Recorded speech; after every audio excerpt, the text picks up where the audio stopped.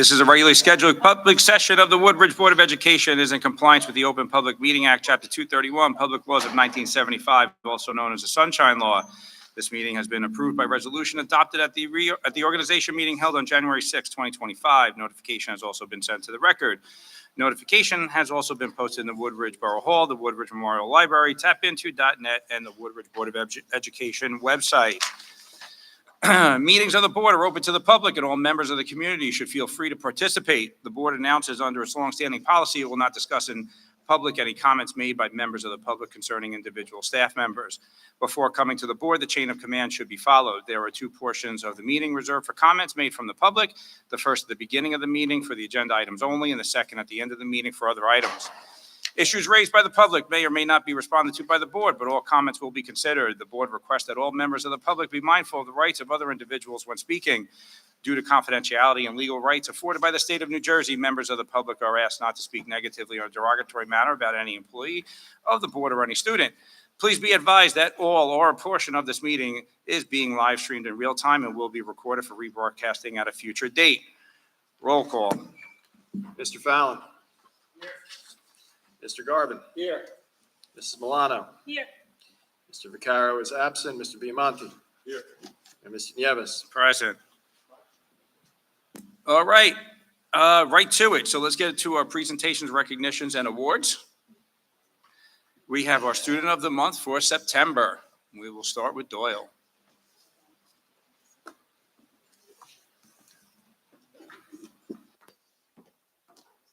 Thank you. Good evening, everyone. First one of the year. So exciting. The Doyle School continues to broaden its categories for our Student of the Month initiative to foster an inclusive recognition program. Each month, we highlight different areas of student achievement, and for September, we were excited to focus on physical education. Our Athletes of the Month, as we like to call them, are students who demonstrate outstanding talent, interest, and effort in physical education. By celebrating these young athletes, we inspire teamwork, perseverance, and a healthy lifestyle, showing that being active can be both fun and rewarding. Recipients had their photo taken and received a certificate of achievement. Their picture is on display in our brand new TV outside the main office. Celebrities. At this time, I would like to announce our Athletes of the Month. In 4th grade, Lana Zizek. Come on up, Lana. Okay, go. In 3rd grade, Nara Kohnberg. Look, she's even in a soccer uniform, very on brand. In 2nd grade, Lorenzo Dioria.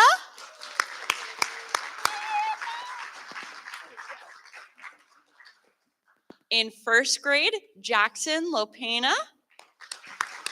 There he is.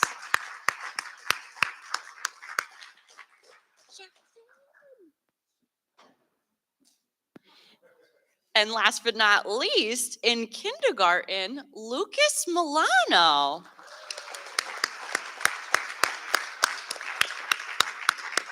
Mrs. Milano, if you'd like to come up too. Where did you go? Oh, you're right here. Come together. Congrats. Okay, we're going to come together in a group. We're going to come face them. Stand by mom. Okay. Yeah. You're tall. Come on over, tall guy. Lorenzo's my height. Ready? You're going to look right there, okay?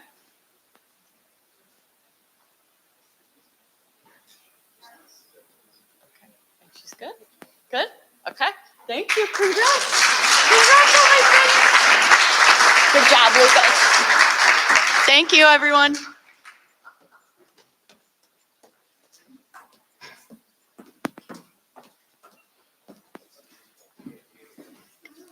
Hi, everyone.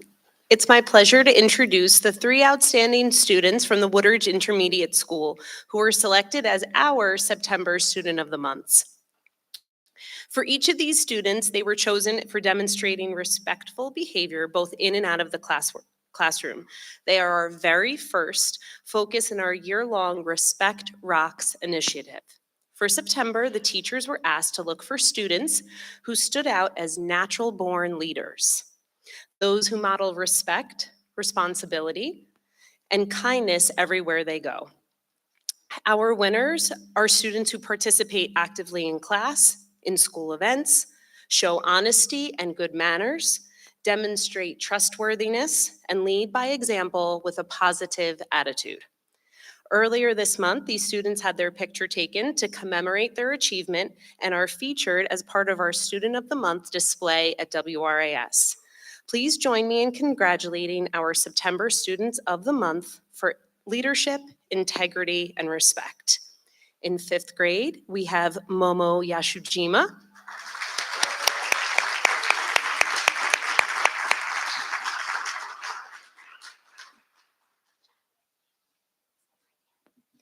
Sixth grade, Bella Dorn.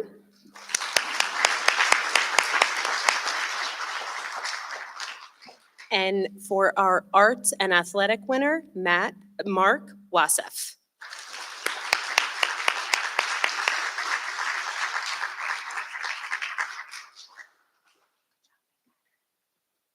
Congratulations to all of our winners.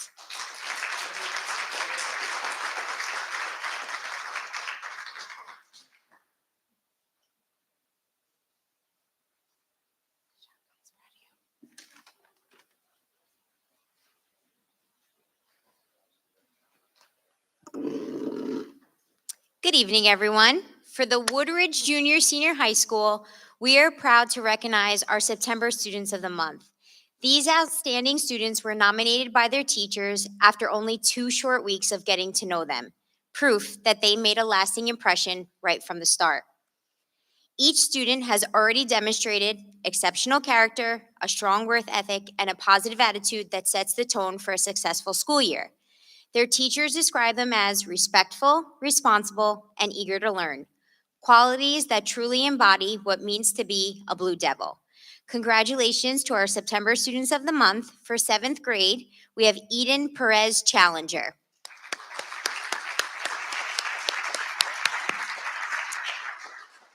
For the 8th grade, we have Evan Farley.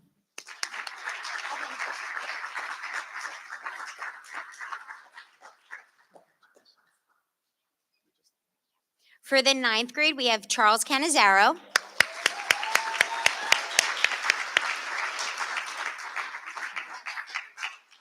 For the 10th grade, we have Kelly Antunes.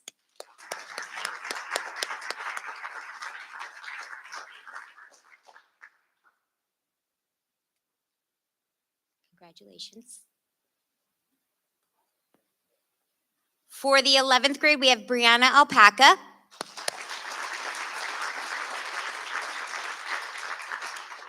And for our senior, we have Samantha Raymond.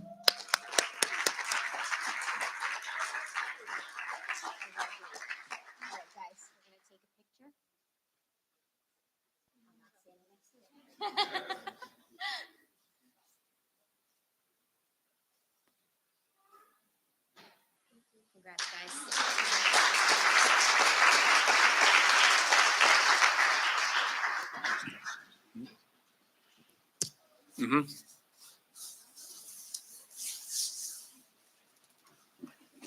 Tonight, not only do we recognize our Student of the Months, but we also come to celebrate an outstanding achievement by some of our students during this year's testing season.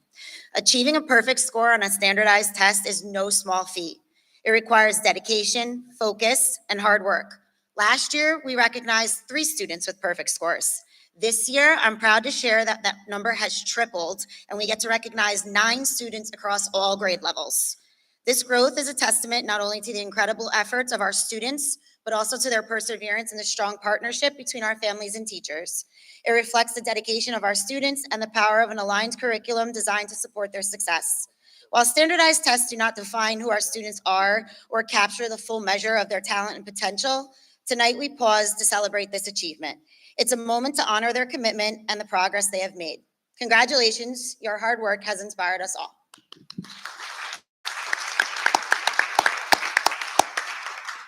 For grade 3 with a perfect score in the ELA, Mary Razuk.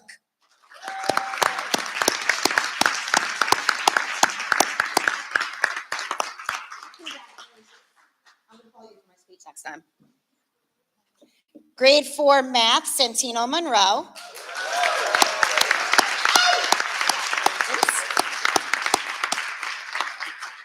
Grade 5 language arts, Anaya Gandhi.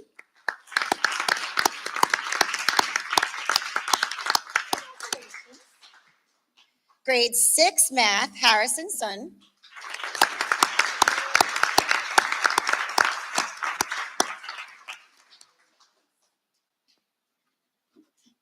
Algebra 1, Serena Chern.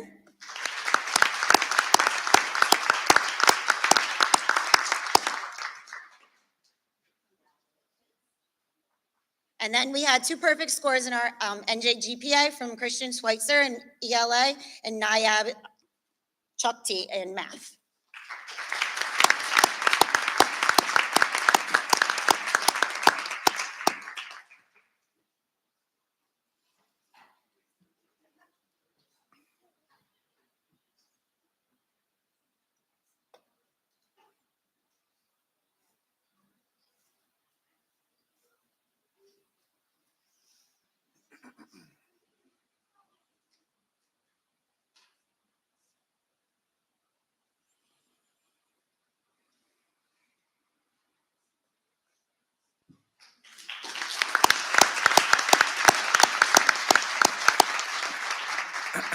All right, students, parents, many congratulations. Nice way to start off the school year, even though we're in October. Nice to see Miss Raymond, a volleyball player, up here. We do have one more thing. We have our student report, and then I promise after that, we'll let you all go. So on to our student report. Hello, everyone. There are so many exciting things happening this fall at Woodridge Junior Senior High School. Mrs. Peniagua hosted a virtual FAFSA night presentation for senior parents where families learned about the financial aid application process and had the opportunity to ask questions. We enjoyed a fantastic Spirit Week filled with themed dress-up days, which ended with our fall pep rally celebrating our fall athletes. Each grade level competed in fun games and showed off their Blue Devil pride. All juniors participated in the PSAT 11 this month. Scores will be available soon on the students' College Board accounts. We also hosted our annual college fair featuring over 45 college and trade schools. Juniors and seniors had the chance to meet college representatives, explore programs, and gather valuable information for their post-secondary plans. In celebration of Hispanic Heritage Month, Ms. Sanchez and Ms. Diaz organized a wonderful event in the cafeteria. Families shared delicious dishes, enjoyed music and dancing, and participated in fun games. It was truly a night to remember. Today marked day 1 of our field test for the new NJSLA and NJGPA math assessments for students in grades 7 through 12. Testing will continue in November. We also had several exciting field trips this month. Chemistry classes visited Glassroots, Italian classes attended the opera, and Mr. Foreman's English class and the Glee Club traveled to see The Outsiders on Broadway. Moving on to athletics, 6 of our senior athletes attended a sportsmanship summit hosted by the NJIC at New Milford High School. This event had several guest speakers, including Chief of Compliance for the NJSI AA, Paul Papaduke, who spoke about the rising trends of ejections in high school sports and poor sportsmanship. The goal is to have our senior athletics turnkey for their findings to their specific programs to highlight good sportsmanship.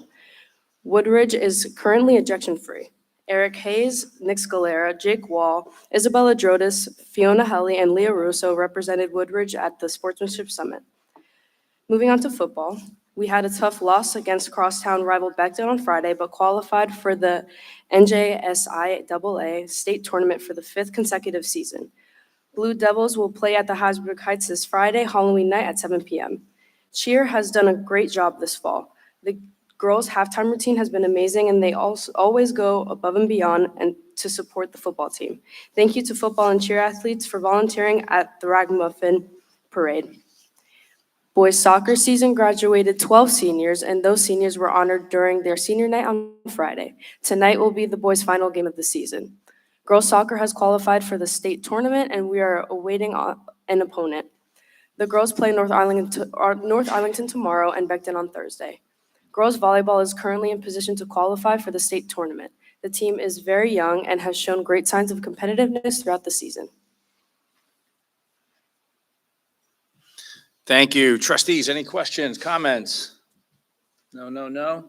All right, so now we're going to get on to the really boring stuff with resolutions and all of that, but it's important to us. But I'll give everybody a minute. I'll give you an opportunity to exit. If not, in 1 minute, we'll get back to our regular agenda. Congratulations.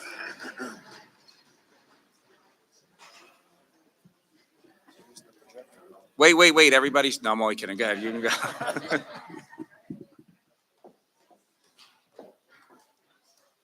So, well, you're gonna go first, right? Whatever you want. Yeah, you go, and then when we come back here, then you can just continue into your report.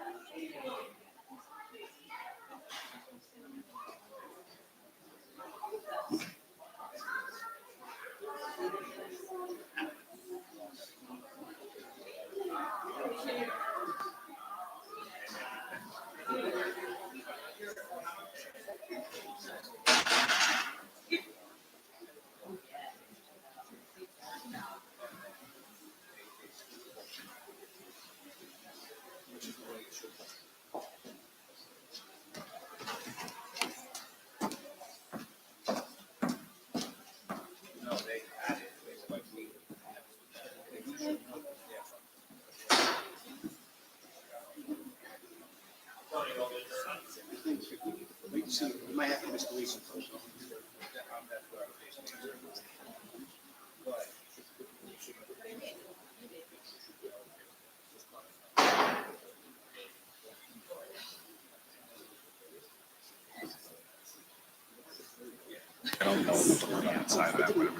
Right, but just visibility.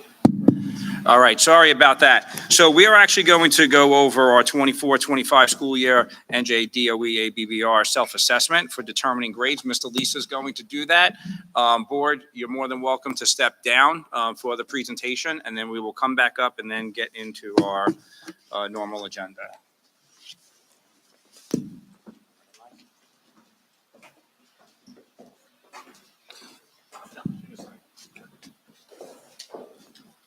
All right, good evening, members of the board. Tonight I'll present to you scores for our New Jersey School and District Report Card as part of the NJDOE Anti-Bullying Bill of Rights Self-Assessment. This data is unofficial data and will be submitted to the Department of Education for review and approval to be released as an official report card later in the school year. This report card will be posted on our district website once published by the DOE. The scores presented to you tonight are based upon what are known as the 8 core elements, which consist of the following. Number 1, HIB programs, approaches, or other initiatives. Number 2, training on the BOE-approved HIV policy. Number 3, other staff instruction and training programs. Number 4, curriculum instruction on HIV and related information and skills. Number 5, HIV personnel. Number 6, school-level HIV incident reporting procedures. Number 7, HIV investigations. And number 8, HIV reporting. Within each of these core elements I just mentioned lies a series of requirements that each school is scored upon using a rating scale of 0 to 3, 0 indicating the school did not meet requirements, 1 indicating we partially met, 2 that the school met all requirements, or 3 indicating that the school exceeded those requirements. With a maximum possible score of 78, the scores for each school were as follows. The Doyle School, 64. The Intermediate School, 61. The junior senior high school, 62. The district score of 62, which is the average of the 3 schools, indicates that the Woodridge School District has officially met all requirements of the Anti-Bullying Bill of Rights Act, or ABR, as required by the Department of Education for the 2024-2025 school year. Thank you. I believe I'm turning it over to Mr. Albro now.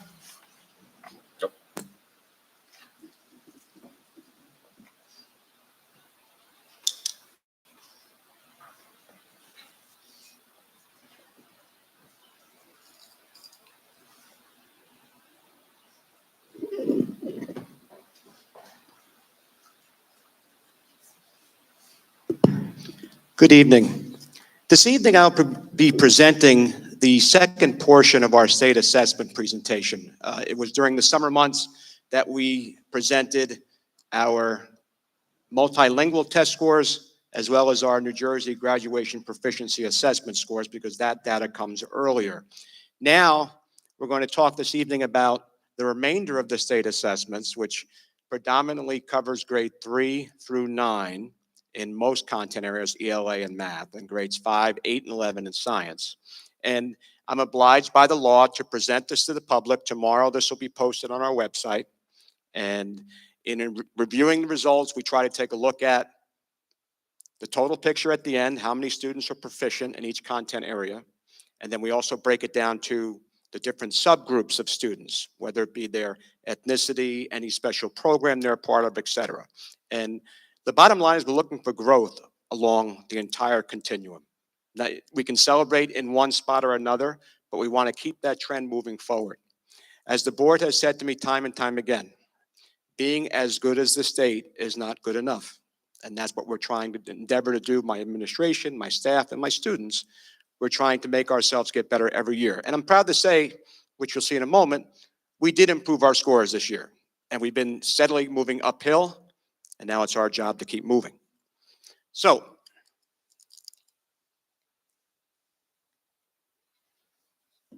he pushed it. There we go, all right. Okay, English language arts first. The first page will give you a breakdown of grades 3 through 9, and there are 5 ratings in ELA and math.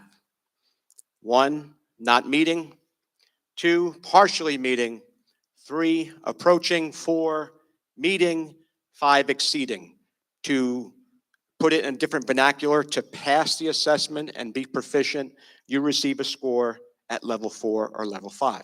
So in each grade level, it's broken out by the 5 ratings. In the yellow highlighted box is our district score, and in the box next to it is the state score. So for example, if you're looking at grade 3, in the middle of grade 3 on the approaching expectations level 3, you'll see that we had 22% of our third graders reach that level as compared to 20% at the state level. Look at level 4 and 5 together. Those are the student proficiency for the entire grade level in third grade. We had just about 71% of our students reach level 4 or 5 in grade 3, as compared to 45 in the state. Third grade's been consistently scoring at that level, and they endeavored to do higher next year. Now we move on to the 4th grade, 5th grade, 6th grade in the intermediate school. And if you look at each column, level 1, level 2, level 3, level 4, level 5, it's important to see what's happening from one grade to the next. You'd like to build some consistency. You'd like to have a child who scored a 4 in the preceding year, either score a 4 or 5 in the following year. If a child scored a 3, you want to get up to a 4. The fewer of level 1, 2, or 3 you score, obviously, the more you're going to have of level 4 and 5.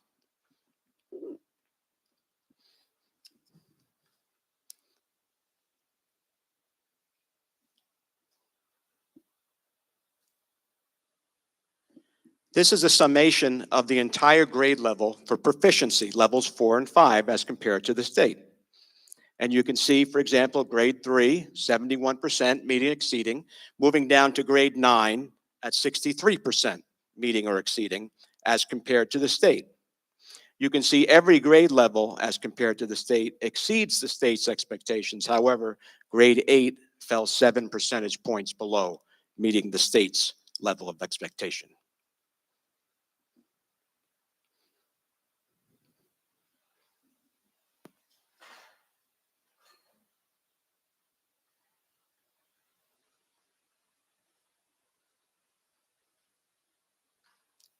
Thank you, sir.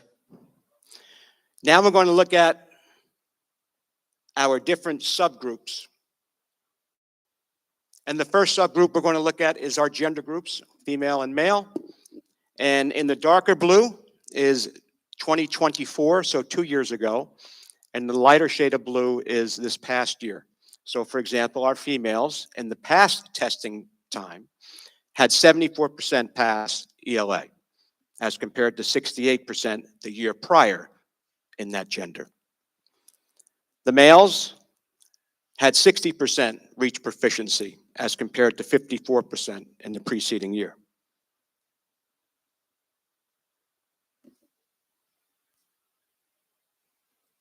Now we break out into subgroups. Now a subgroup, for example, this page is ethnicity, requires at least 10 or more students in that subgroup to see a data point. So for example, in the science test where it's only 3 grades, some of our ethnic groups don't reach that total population, so you're not going to see data for it. We have the scores, but from a confidentiality standpoint, we can't put them up in our report. So we're comparing Hispanic, Asian, Black, White, and those students who are 2 or more races.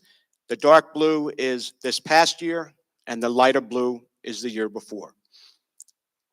And I would imagine as our enrollment continues to grow and our diversity continues to grow, we're going to see additional subgroups in the future years reporting.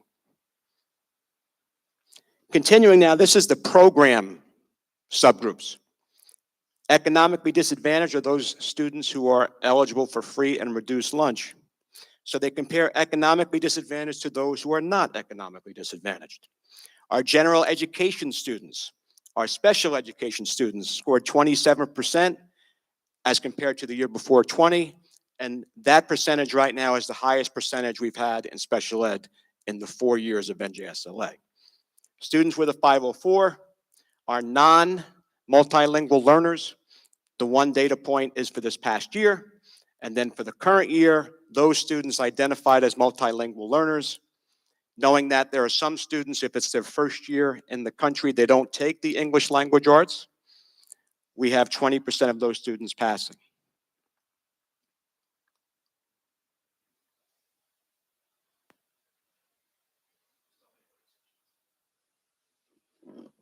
Okay, this page compares each level to the level preceding. So I already gave you the comparisons of the total proficiency. This breaks down each level. And what you can do is you look at, for example, the 3rd graders in level 5 in ELA. In 2024, in that turquoise aqua blue there, we had 10% of our students reach the highest level. That was in 2024. Those same students next year in 4th grade had 14% of the students reach the highest level. And if you look down to grades 7, 8, and 9, our high school students, or junior, senior high school students, you can see, for example, in level 4, in 2024, we had 33% of our 7th graders, who then in the 8th grade last year, we had 32%, so we held that number. We had 15% of our 7th graders score at the highest level. I'm sorry, 15%, which rose to 18% last year, so we had a 3% growth. The telling stat for us is the change in level 4 and 5. So we're comparing 7th grade from 2 years ago to 7th grade this year, 8th grade from 2 years ago to 8th grade this year, 9th grade from 2 years ago to 9th grade this year, and the last sum, positive 16, positive 14, positive 7, that's the growth in proficiency in percentage points from the preceding year. So those numbers continue to grow, along with our numbers from grades 3 to 6, our overall proficiency will continue to grow. This data point is really for the state to ensure that we're getting an appropriate representation of our population testing. So this slide basically tells you how many students were eligible to take the test as compared to how many actually took the test. And we had 99%. Some students opted out, some students went on vacation or left the country within the testing time, therefore the test didn't count. They were eligible but did not take it. Does not count as a failure, just counts as a test not taken.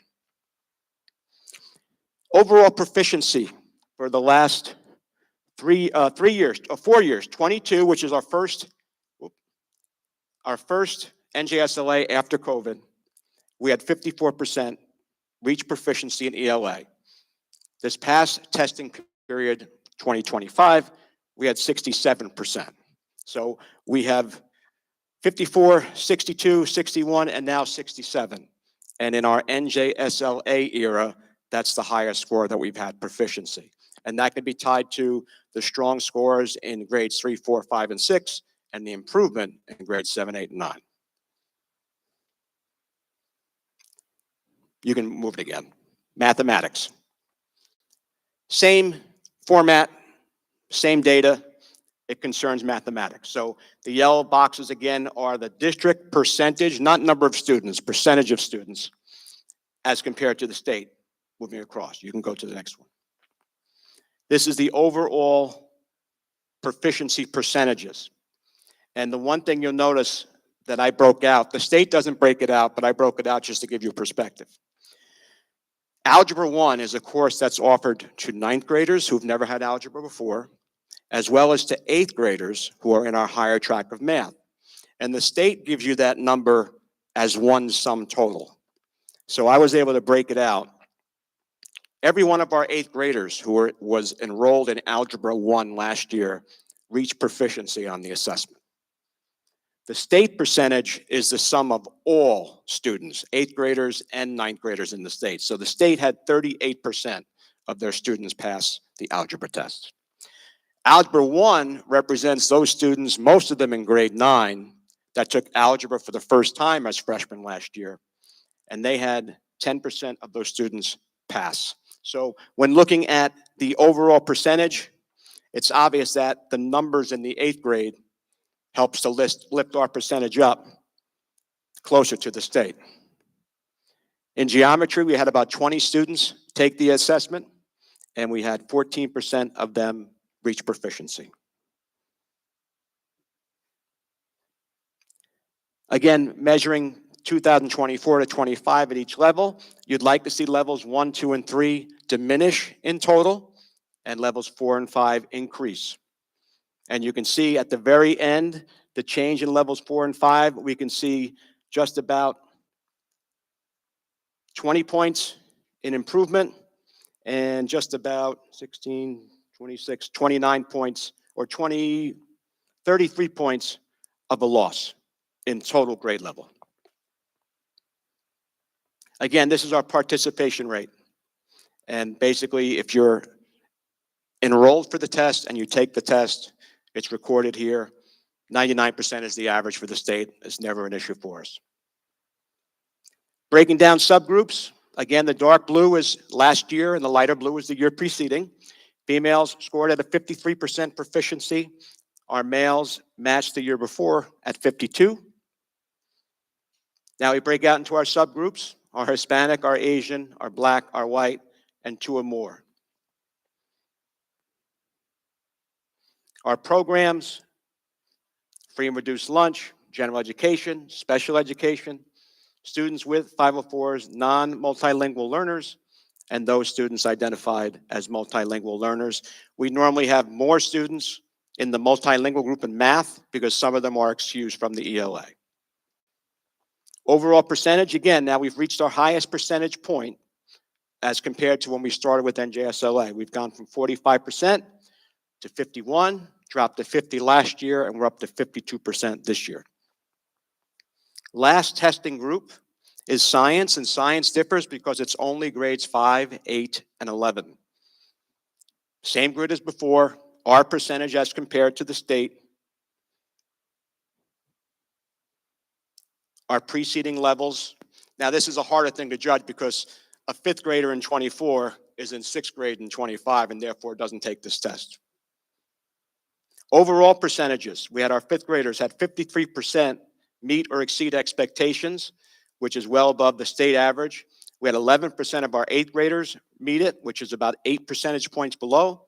And we had 21% of our juniors reach proficiency, which is about 10% below the state. Again, participation rate, smaller numbers. We had 98% of our students take the assessment in science. Now, as we get to the subgroups, some of the subgroups won't appear that appeared in ELA and math because we have smaller number of students. So we have our females compared to our males in terms of proficiency. Our subgroups, obviously, the reason why there's no data in the Black or 2 or more, we don't have enough students in that area to have a data point. But we can see, if you can go back for Mr. McGeehan, we can see the growth in the other 3 subgroups as compared to the preceding year. Our programs, free and reduced, non-free and reduced, gen ed, special ed, students with 504s, non-MLs, again, there weren't enough in that grades 5, 8, and 11 to put a data point together. Overall, we've made growth since last year. However, from 4 years ago, we've made 7 percentage points growth. This was obviously really picked up by our 5th grade's score of 53%. The dynamic learning map is something I'm to report on. This is an alternative assessment for students with the most significant intellectual disabilities in ELA, math, and science, and it's called the dynamic learning map. These test specifications and essential elements skill statements used for instruction or assessment are currently available and accessible via the DLM website, and that'll be on our website tomorrow. But note, we don't have enough students to actually have a data point. We did have students take the assessment. They have their results. We have the results, but it doesn't exceed 10, where I can put it up in a presentation. So some of the things we're looking at them continuing and improving. Some of the things that we're doing, quite honestly, are being successful. The numbers bear that out. So we're taking a look at the things we've done in the past to get us to this point. What do we want to keep and what do we want to get rid of, or perhaps look someplace else for? For example, all the professional development that our staff undergoes. We ask our staff, we ask our supervisors to tell us which was most meaningful for you. And then you go back to the vendor and ask, hey, could you take us now to the next level? We'll bring you back next year. Don't give us the same presentation. Take us to the next level, because that's where we want to go. Each grade level articulates with the grade above and below it. Obviously now new configurations in our grades with grade 4 moving down to the Doyle School. It adds another grade level set of ears and eyes to have that discussion and then get ready for the move to grades 5 and 6.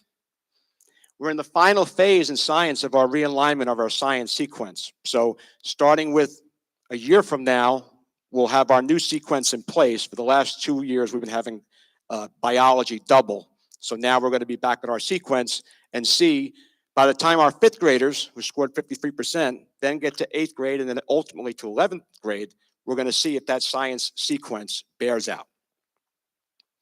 We're also always looking to find out what the other people do, what the other districts do. At some point, everyone's results will be in the paper, and that sparks conversations with, what do you do to get there? And those conversations take place with me and my colleagues as superintendents, with my building principals, my supervisors. We don't steal from anybody, but we borrow. We borrow ideas. And lastly, we continue to work on our assessments.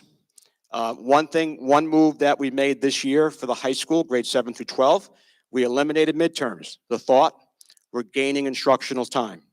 Rather than spending time preparing for the midterms and then just giving out the midterms, which could turn into 8 or 9 days of instruction, we're now devoting those days to instruction, giving us a better chance to reach all of our standards on our assessments. And I imagine if the board wants any questions when we go back up, I'll be free to answer them. Thank you. This will be up on our website tomorrow.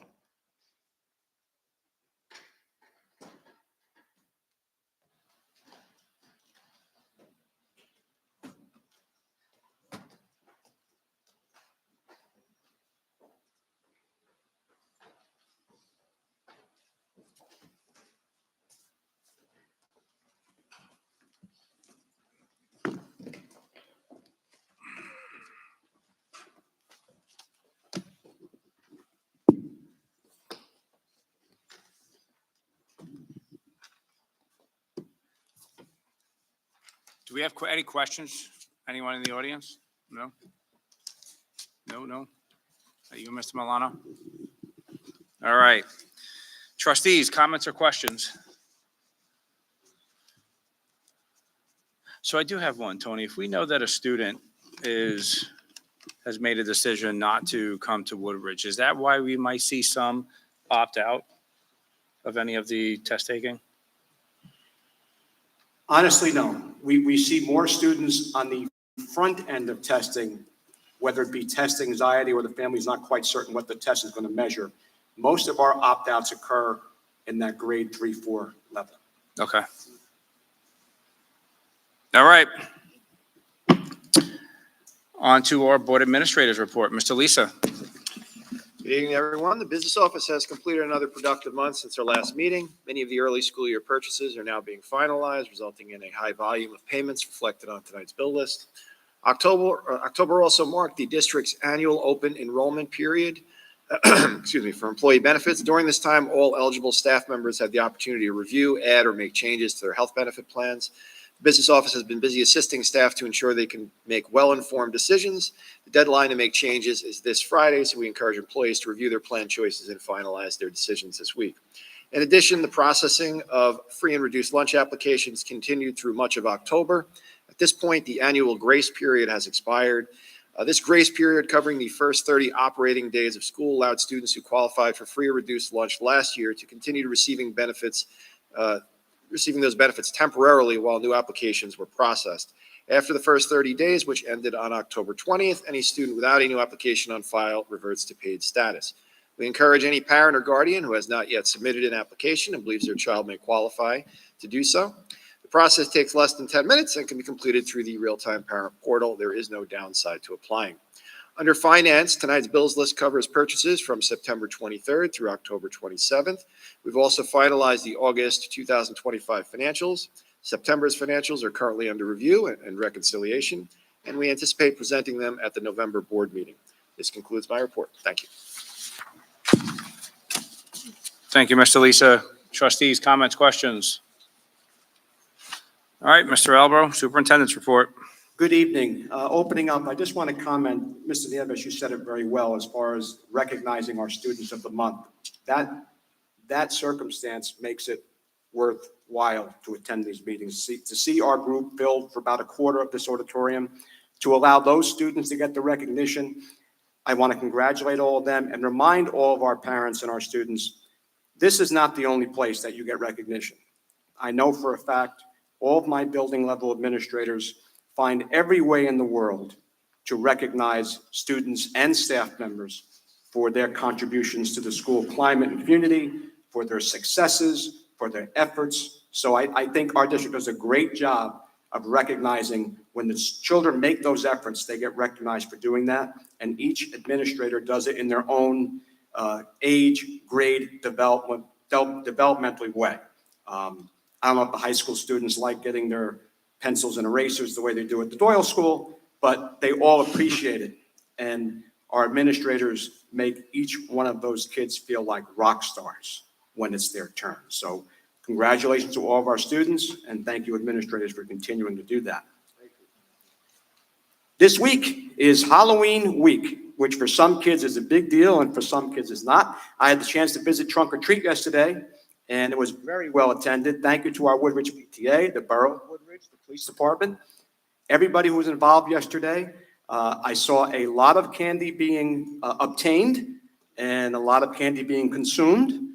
And I reminded myself that probably about Wednesday, they'll be coming down off of that initial sugar high and getting ready for Halloween on Friday. And we'll get them back on Monday when they're probably coming down again.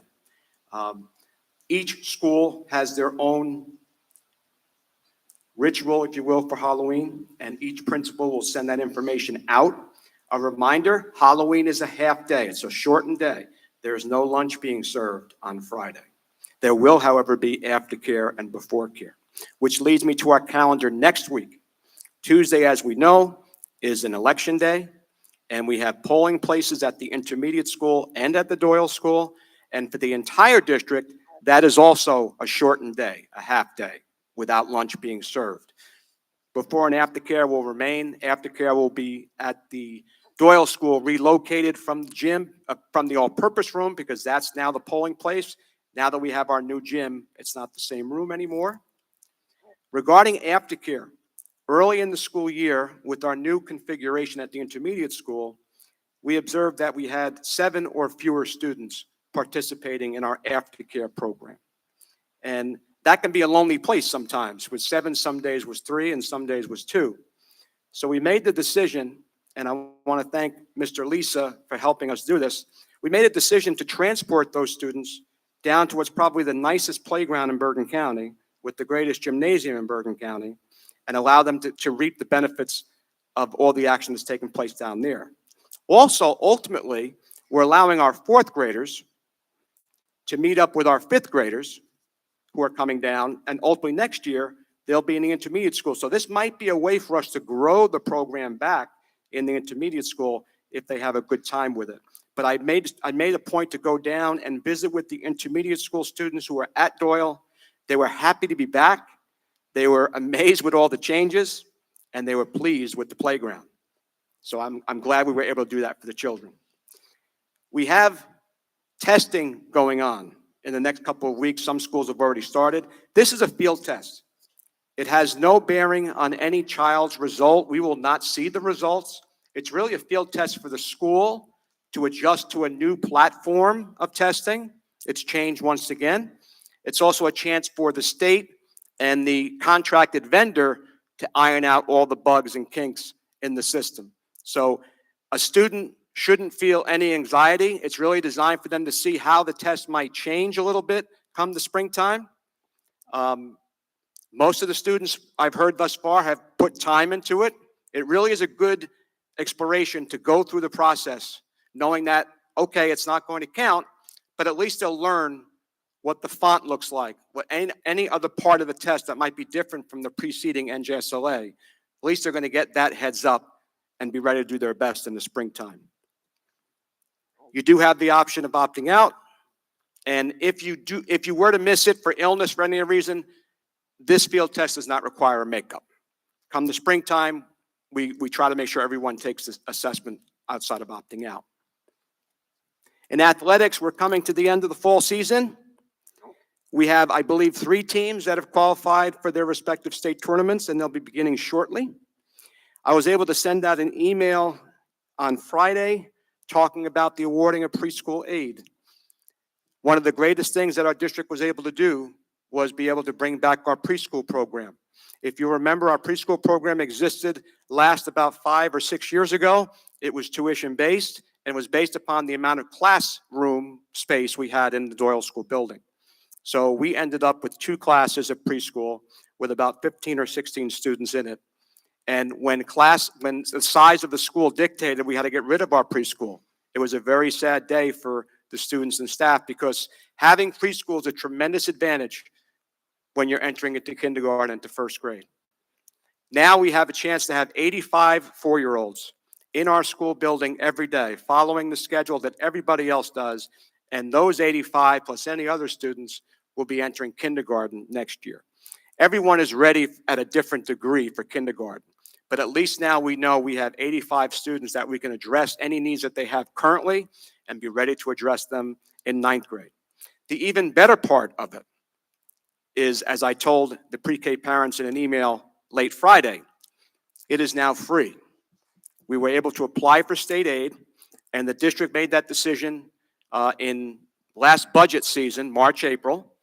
And at the time, the state was promising 100% funding, which meant basically every student was worth $16,233. So projected at 85 students, we were hopeful for $1.4 million, which would have greatly supplemented our normal school district budget. Unfortunately, at some point late in the summer, they announced that there was a change, and they went from 100% to 40%. So we are now receiving about $578,000, which, mind you, is terrific. It enables our parents to go for free. But obviously, it's a great deal less than what we expected. And this is going to remain for the next 2 years after this year. And there has been a great deal of, I'll say, feedback to the state. Because quite honestly, I was in the room in August, and I already knew about this, but there are at least 80 districts looking to join this program for the first time. I believe we're the only school in Bergen County who's a first-time program, being involved in the program this year, because the majority of the schools decided they didn't have the investment, didn't have the money. We're going to find the money. It's going to be hard. It would have been better to have a notice last budget season.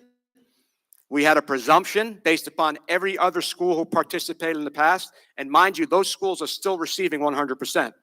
It's any school district that started this year moving forward is receiving 40%. I was in a meeting today with the state, And they said, quite frankly, next Tuesday is the governor election. All of this could change for the better, for the worse. But right now, we are involved in the program. We've been going since the first day of school. In the state aid program, you had the option. You could start in January. The board felt it necessary to start in September, and we're definitely going to reap the benefits for that down the road. So I'm delighted to have the preschool back. I thank the board, Mr. Lisa, for their support. There's a lot of work ahead, a lot of paperwork involved in doing this. The one thing I'm confident in, the Doyle School, the staff, the administration, the school nurse, everybody, they know the drill. There really isn't much they need to know about preschool because we've done it before. We're just going to make it a better product and know that we're going to have it year after year after year. Mr. Nieves, that concludes my report. Thank you for that, Tony. All very well said. Trustees, comments or questions? No, no, no. All right. On to our approval of minutes. Upon the recommendation of the superintendent, the Board of Education approved minutes of the following meeting, public session, September 22nd, 2025. Mr. Fallon, second. Mrs. Milano, discussion. Roll call. Mr. Fallon, Yes. Mr. Garvin. Yes. Mrs. Milano, Yes. Mr. Biamonte, Yes. Mr. Nieves. Yes. All right, everyone. Now on to our committee reports. Curriculum and instruction, approval of evaluation request, approval of an out-of-district placement, approval of a field trip request, acceptance of the October 2025 New Jersey Quality Single Accountability Continuum, NJ CUSAC review initial placement report as per the requirements of the NJAC 6A:30, approval of the submission of the NJ CUSAC District Improvement Plan for Instruction and Program as required by the New Jersey Department of Education Quality Single Accountability Continuum, otherwise known as CUSAC District Performance Review, approval of the ordering of bus seat harnesses, approval of the out-of-district placements, approval of transportation, approval of the evaluation request, approval of the field trip request, approval of a professional development request, and approval of interpreter services. On to personnel. We have approval of personnel appointment, approval of a chaperone, approval of a staff translator appointments, approval of personnel appointments 2526, district substitutes, approval of the request for a leave of absence. We have the acceptance of a resignation, approval of the creation of a job description. We have approval of a chaperone, approval of a coaching appointment, approval of a home instruction personnel, approval of a mentor, approval of a leave replacement personnel appointment, approval of a transfer of personnel appointment, approval of an appointment of the athletic operations manager winter season, approval of the personnel appointment for curriculum writing, approval of the appointment of care personnel 2526. On to policy, we have two, approval of policies and another approval of regulations. On to buildings and grounds, we have the approval of a facilities request, another request which includes Moonachie. And on to finance, we have the approval of the bills list, approval of the monthly financial report to the board secretary and treasurer, approval of the certification of a balanced budget, approval of the budget transfers, approval of a fundraiser, approval of another fundraiser, this one with Moonachie, one without, approval of acceptance of donation, and on to board operations. We have the approval for agreement with Eastern Datacom LLC, approval of the parent transportation contract for the 25-26 school year and extended school year, approval to dispose of equipment, affirmation of the superintendent's report of harassment, intimidation, and bullying, otherwise known as HIB, within the district, approval of resolution to establish student activity account, class of 2031, approval of the submission of comprehensive maintenance plan, approval of the annual uniform state memorandum of agreement 25-26, approval of the report concerning the yearly completion of bus emergency evacuation drills pursuant to NJAC 6A27 11.12 and 12, approval to accept preschool expansion aid PEA 25-26, and lastly, approval to submit the anti-bullying Bill of Rights, ABBR, school to the district self-assessment of HIB grades for the 24-25 school year to New Jersey Department of Education. Trustees, any comments or questions before I open it up to the hearing of citizens on the resolutions only? No, no, no. All right, I will open it up to the hearing of citizens on any of the resolutions. Sure, Faith?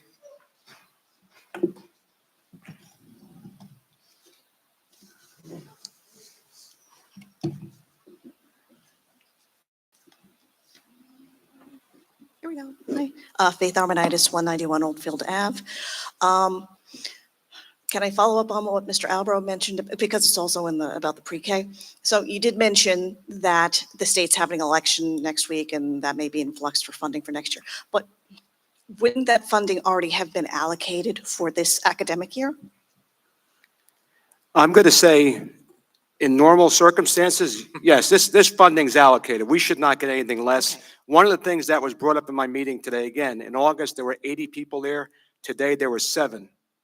Someone said, well, since you're not giving money to everybody, can we have some of that money? And they said, well, right now, we're going to say no, but depending upon what happens Tuesday, one way or the other, everything could change. But no, this year's money You're good. will not be reduced. Okay. The hope is they'll add more Okay. in the future and tell us early enough Right. so we can really budget for it appropriately. Okay. And then another quick question in the minutes. There were coaching appointments for the winter sports, but I didn't see girls' basketball mentioned, unless I missed it. Anyone? Anyone? I know that's a Mr. Sinclair question. Unless I missed it altogether.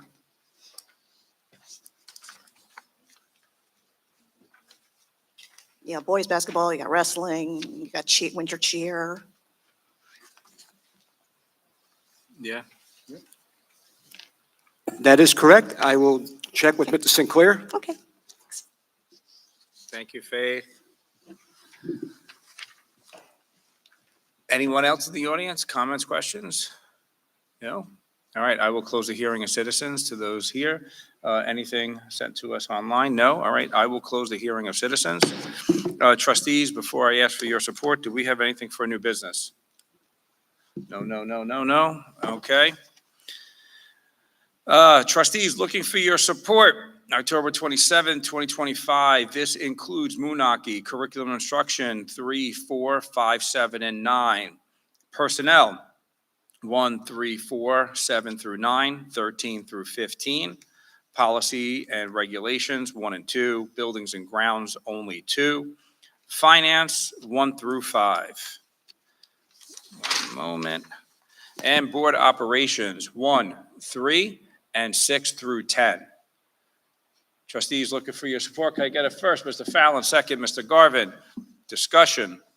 Roll call. Mr. Fallon, Yes. Mr. Garvin, Yes. Mrs. Milano, Yes. Mr. Biamonte. Yes. Mr. Nieves. Yes.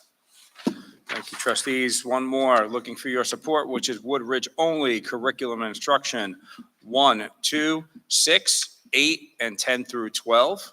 Personnel 2, 5, 6, 10 through 12, and number 16. None for policy and regulations. Buildings and grounds 1. Finance 6 and 7. And board operations 2, 4, and 5. Can I have a motion? Mrs. Milano, second. Mr. Biamonte, discussion, roll call. Mr. Fallon, Yes. Mr. Garvin, Yes. Mrs. Milano, Yes. Mr. Biamonte, Mr. Nieves. Yes. All right, thank you, trustees, for all of that. Do we have, before we open it up to the hearing citizens for whatever they'd like to speak about, do we have anything on communications or unfinished business? I see none, hearing none. Okay, I will open it up to the hearing of citizens on anything you'd like to speak about. No, no, no. Hearing none, seeing none. Do we have anything that was sent to us today? All right, I will close the hearing of citizens.